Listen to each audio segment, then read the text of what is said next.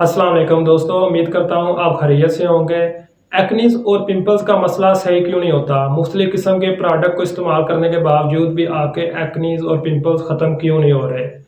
बाद औक़ात हम जो प्रोडक्ट की सिलेक्शन करते हैं एक्नीज के मतलब वो दुरुस्त नहीं होती, या जो प्रोडक्ट हम एक्नीज के मतलब इस्तेमाल कर रहे हैं उसके तरीक़ाकार में मसला आ रहा होता है।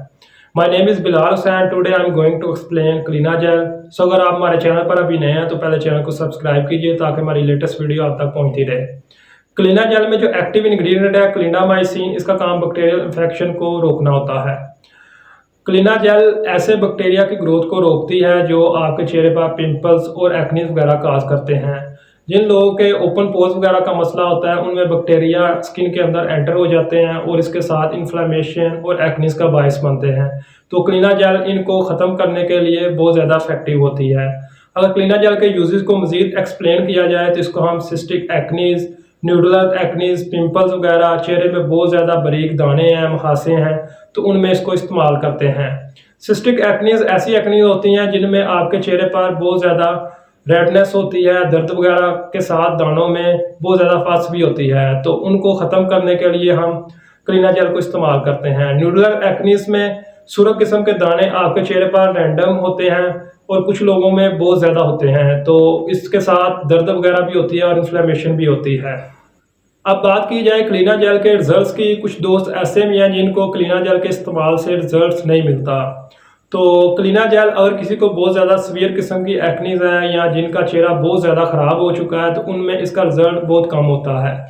एक्चुअली जिनकी स्किन बहुत ज़्यादा डैमेज हो चुकी होती है या जिनकी एक्नीज बहुत ज़्यादा ख़राब हो चुकी होती है तो उनमें क्लीना जेल के साथ हम बेंजाइल पेरोक्साइड या रेटिनॉइड क्लास ऑफ मेडिसिन को भी प्रिस्क्राइब करते हैं।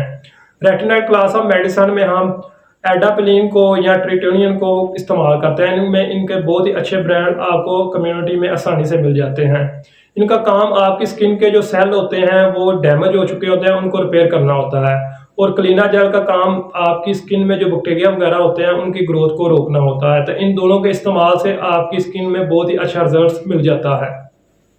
अब बात की जाए जिन लोगों को ब्लैक हेड या वाइट हेड वगैरह का मसला होता है तो उनमें क्लीना जेल का रिजल्ट बिल्कुल कम होता है। एक्चुअली ये आपके जो सीबम की प्रोडक्शन है उनको रोकने में हेल्पफुल नहीं होती। इसके साथ जिनकी स्किन के जो सेल्स वगैरह डेड होते हैं उनको भी ये रिपेयर करने में हेल्पफुल नहीं होती। तो इसी वजह से जो आपके ओपन पोर्स या ब्लैक हेड वगैरह का इश्यूज होता है तो उनमें इसका रिजल्ट बहुत कम होता है, या ऐसी एक्नीज जिनमें इन्फ्लामेशन वगैरह नहीं होती तो उसमें भी इसके रिजल्ट्स बहुत कम होते हैं। तो उनको चाहिए किसी और मेथड को ट्राई करें क्योंकि इस मेथड से उनको अच्छा रिजल्ट्स नहीं मिल सकता।